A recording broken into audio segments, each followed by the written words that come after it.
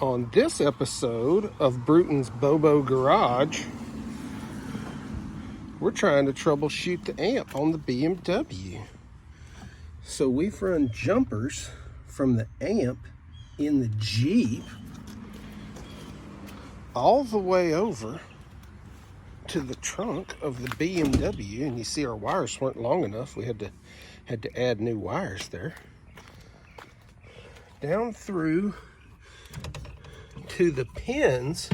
We've actually pulled pins from the harness here in this here BMW, and we've hooked our wires up to it, and now we can play music in the Jeep and it makes sounds here in the BMW. And that's how we know that the speakers are good, but that amp that we got on eBay, it is no good.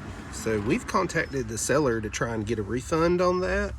But yeah, I don't know how we're gonna fix this issue entirely, but for right now, we do know that those speakers do work thanks to the gigantic jumper wire in our Jeep. Y'all have a good day.